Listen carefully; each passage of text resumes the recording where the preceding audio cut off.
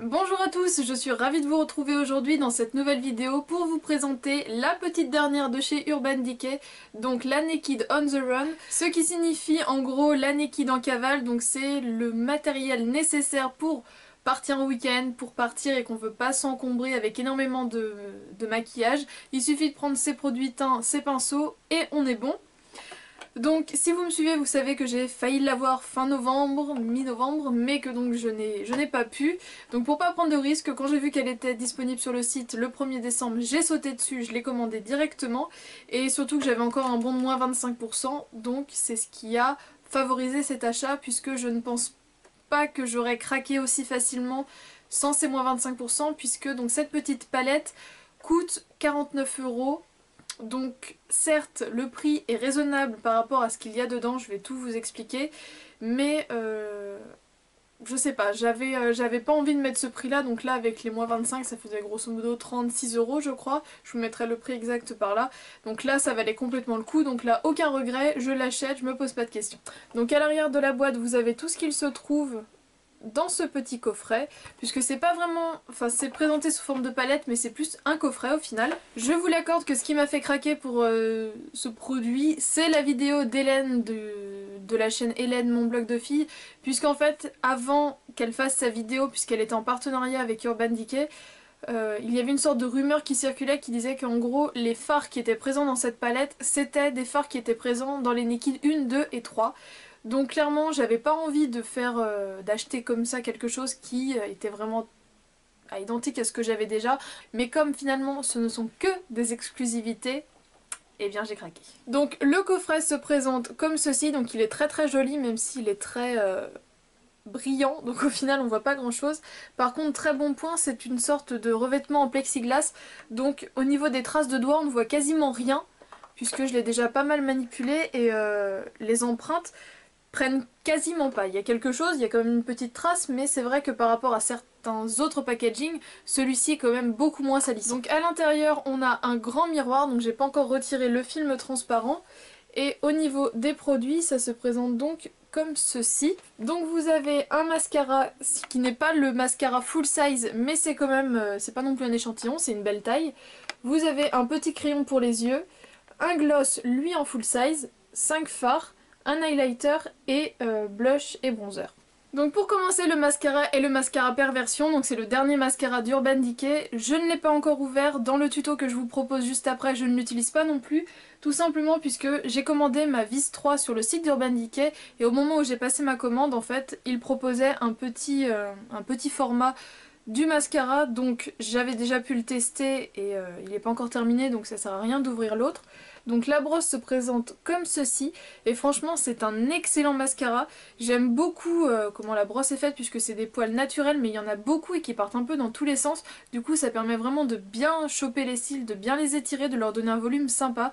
Donc vous verrez ce que ça donne tout à l'heure, mais franchement c'est un très très bon produit. Donc je suis contente de pouvoir l'utiliser un petit peu plus longtemps que ce qui était initialement prévu. Le crayon est donc un petit format d'un 24/7, donc c'est la teinte Stag et si j'ai bien compris c'est bien un crayon en édition exclusive pour cette palette et franchement il est magnifique. C'est un marron mais vraiment un marron froid, un marron très intense, donc au lieu d'utiliser du noir qui va être trop intense ou certains marrons qui ne le sont pas assez, là c'est vraiment le juste milieu en termes de couleur, donc franchement il est super joli. Un petit gloss de la gamme des Naked, donc ce sont des gloss qui me tentaient bien, mais c'est vrai que je les avais déjà swatchés, au niveau des couleurs j'avais pas eu un coup de foudre phénoménal, puisque ce sont des gloss qui ont la réputation d'être non collants et d'être hydratants, donc c'est quand même très intéressant, et donc je le porte là, et effectivement il y a... on le sent, mais c'est pas du tout collant, c'est la même sensation qu'un baume à lèvres, et surtout il y a une sorte de petite odeur mentholée, et au début... on sent que c'est mentholé mais franchement ça dure pas longtemps et c'est vraiment pas dérangeant. Donc là la teinte c'est SESO, SE2SO, et donc c'est également une couleur exclusive, mais où c'est intéressant c'est que ce produit seul, donc cette gamme de produits coûte 20 €. Donc là on se dit que pour 49 €, enfin c'est quasiment du coup la moitié du prix du coffret là-dedans. Donc clairement le coffret en termes de valeur vaut le coup. Donc la couleur, pour que vous voyez bien, elle est ici. Donc c'est une sorte de rose, un peu vieux rose, qui je pense passera pour énormément de carnations. Ça fait vraiment les lèvres en mieux. Si vous avez les lèvres assez pigmentées comme moi, ça fait vraiment les lèvres en mieux. Et si vous avez les lèvres assez effacées, du coup ça rehausse sans faire quelque chose qui se voit à des millions de kilomètres. Donc c'est vraiment un très très joli gloss nude. Et j'avoue que je n'en avais pas dans ce type de teinte, donc je suis très contente de le trouver dans le coffret. Je vais enchaîner avec tout ce qui est blush, bronzer et je terminerai avec les fards à paupières. Donc pour commencer, l'highlighter, je ne l'ai pas utilisé aujourd'hui puisque j'avais pas spécialement envie, mais il est très très joli. Donc déjà au toucher, il est vraiment très très doux. Alors moi qui ne suis vraiment pas hyper fan des highlighters, j'essaye de m'y mettre, mais là c'est vraiment un highlighter qui va apporter de l'éclat mais sans non plus faire boule à facettes. Donc il est juste ici. Ça pourrait être l'highlighter qui me réconcilierait avec cette race de produits. C'est vraiment en bonne voie. Je le trouve très très joli. Donc voilà, ce sera à tester, mais aujourd'hui j'avais pas envie. Le blush est un rose, mais un rose froid. Et du coup pour la saison, c'est juste trop beau. Alors moi je suis vraiment une grande fan de blush rose. Mais en fait ça donne vraiment bonne mine et en l'estompant bien, ça fait vraiment juste l'effet je suis sortie dehors, j'ai pris l'air et du coup voilà j'ai bonne mine et donc ça j'aime beaucoup. Le bronzer c'est également un produit que j'apprécie pas spécialement beaucoup utiliser et lui je le trouve quand même un poil orangé pour ma carnation donc je le travaille, je l'ai utilisé aujourd'hui, il faut vraiment que je le travaille beaucoup mais en étant vraiment bien estompé, bien mixé après avec le blush à ce niveau là, et bien je trouve que le résultat est quand même joli. Donc vous pouvez voir ce que j'ai. J'ai essayé de réchauffer mon teint et j'ai légèrement creusé mes joues mais vraiment très très légèrement. Et je trouve que le résultat se marie finalement pas trop mal. Je passe donc au fard à paupières. Donc le premier s'appelle Dive. C'est une sorte de rose gold froid qui est complètement irisé et qui est clairement magnifique, hyper pigmenté. Au niveau de la pigmentation, c'est quand même quelque chose de fou. Nous avons ensuite Fix qui est une sorte de beige complètement mat. Donc il ressemble à ceci. Donc ça pour mettre en ras de cils ou pour vraiment travailler le creux, c'est trop trop joli. Nous avons ensuite Resist qui est une sorte de marron glacé, une sorte de marron taupe. Je sais pas du tout comment décrire cette couleur là, mais il est vraiment magnifique. Donc c'est le plus par là.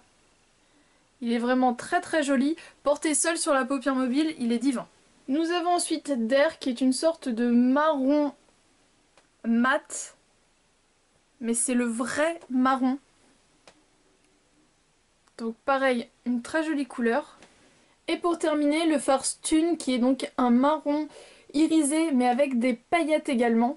Donc c'est une sorte de marron chaud avec des reflets clairement cuivrés, dorés. Et lui, le seul petit problème, c'est qu'il fait des chutes. Donc je vais voir si je peux l'utiliser différemment de ce que j'ai fait aujourd'hui. Mais il m'a fait quand même pas mal de chutes de paillettes. Donc ça, c'est vrai que c'est assez dommage. Et donc il ressemble à ça. Mais par contre, au niveau de la couleur, il est juste magnifique. On pourrait même en faire un make-up de fête. Tellement il est beau. Alors clairement je trouve que cette palette est un coffret magnifique à offrir pour les fêtes. Si vous connaissez quelqu'un qui veut se lancer dans le nude mais qui n'a rien du tout, qui n'a pas de liquide ni rien du tout, franchement lui offrir ce genre de coffret c'est juste génial puisque du coup on a vraiment tout pour débuter. Le seul petit truc qui pourrait me déranger c'est qu'il n'y ait pas de couleur vraiment pour faire un coup de propre sous le sourcil. Donc après je pense qu'on a toutes ce genre de petites couleurs en mono dans nos tiroirs, donc à la limite j'emmène les deux, voire je prends une liquide basique pour accompagner, mais c'est vrai que ça dérangerait.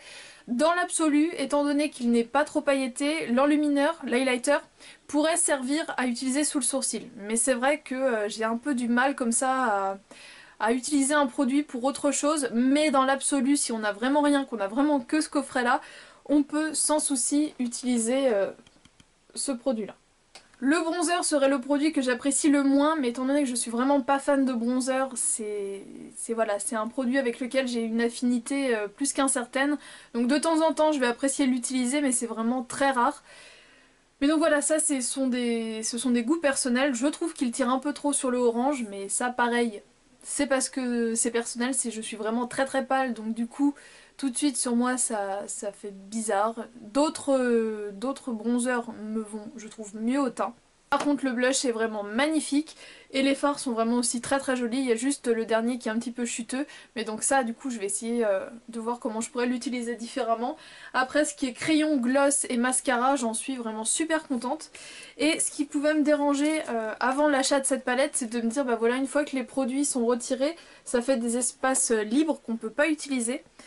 Donc vous pouvez clairement remettre d'autres crayons d'Urban Decay ou autres là-dedans. Par exemple, j'en ai pris un de chez Yves Rocher qui a déjà été taillé un petit peu, et bien il rentre sans souci dedans.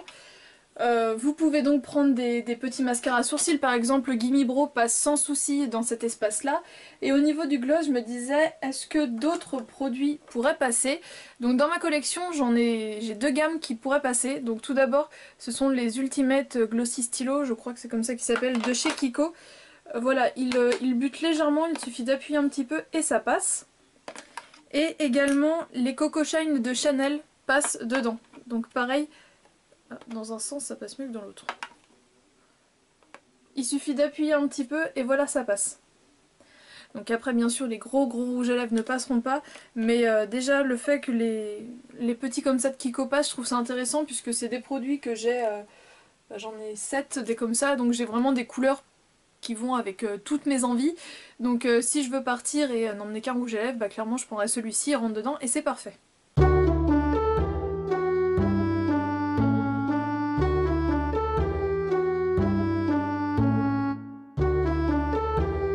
Alors à ce stade-là, vous avez vraiment le avant-après. Donc on va remédier à ça puisque c'est quand même assez perturbant. Alors je commence par appliquer le fard Resist avec un gros pinceau plat sur l'ensemble de ma paupière mobile.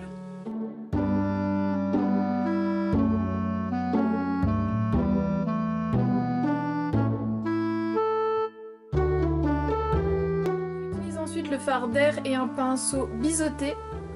Et je vais revenir dessiner mon creux.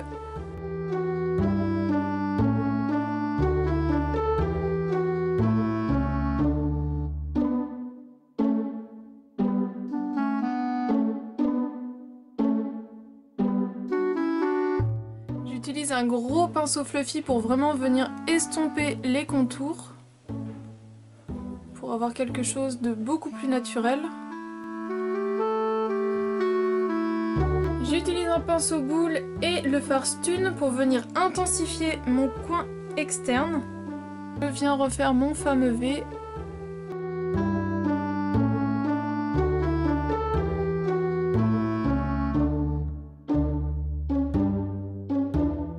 Je reprends le pinceau biseauté pour flouter au niveau du creux.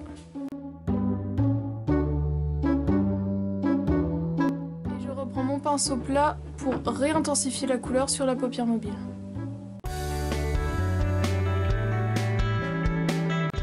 Le fard Dive et un petit pinceau précision pour venir illuminer mon coin interne. Et donc j'hésite pas à déborder un petit peu sur la paupière mobile.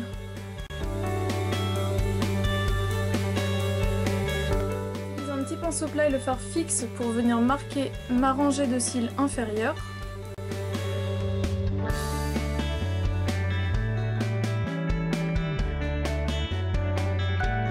Pour donner un coup de propre sous mon sourcil, je viens utiliser le fard 670 de chez Catrice, comme il n'y a pas de fard très clair dans la palette, mais le fait d'avoir ce genre de fard en solo, du coup, ça aide vraiment dans ce type de situation.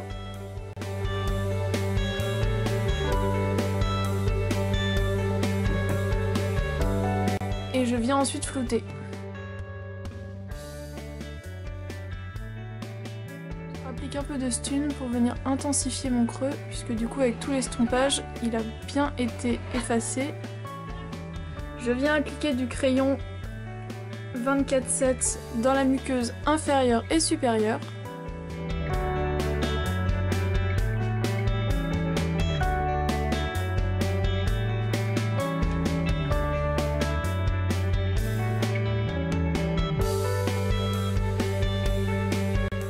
J'applique ensuite du crayon en ras de cils supérieur, un peu comme un eyeliner, mais de façon peu précise, et je ne l'étire pas, puisque ensuite je viens utiliser un petit pinceau plat et je viens flouter le crayon, puisqu'il est assez gras, et je vais venir le remonter pour faire une petite virgule, mais très floue.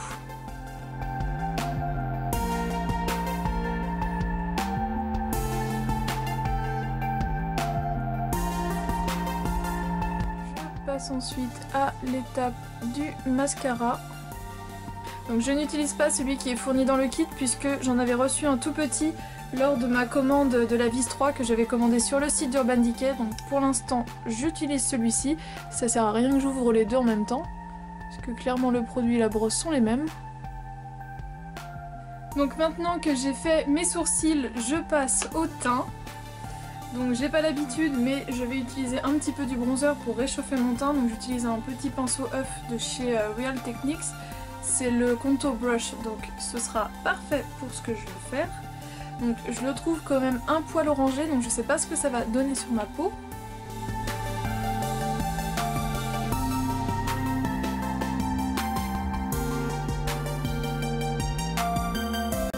Ensuite l'estomper avec un autre pinceau. Ensuite appliquer le blush avec un pinceau de chez Real Techniques. Il est vraiment très pigmenté. Je termine en appliquant une petite couche de gloss.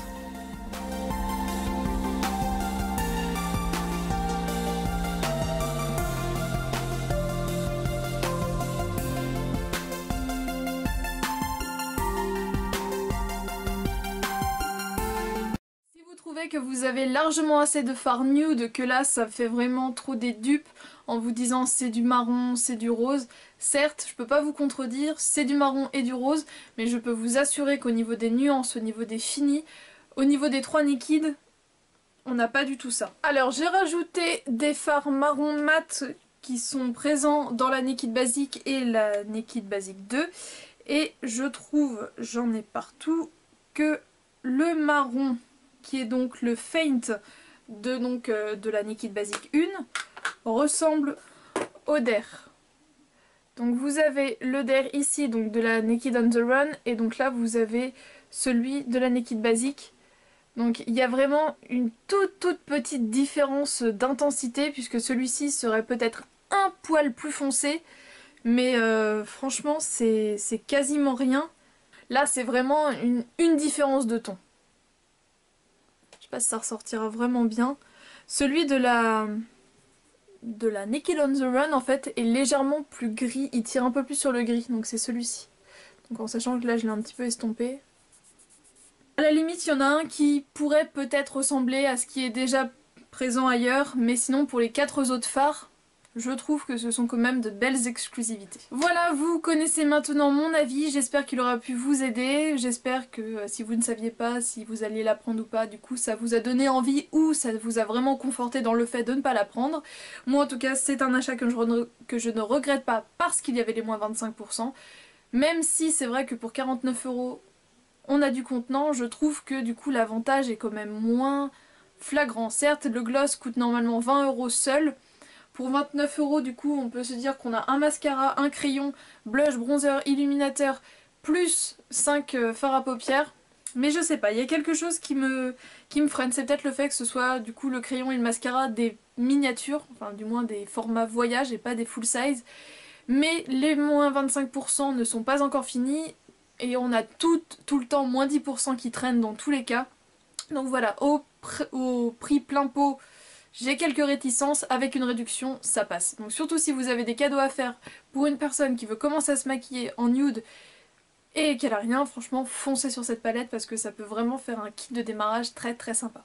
Voilà, j'espère sincèrement que cette vidéo vous a plu, je vous fais d'énormes bisous et on se retrouve donc demain pour une prochaine vidéo. Ciao.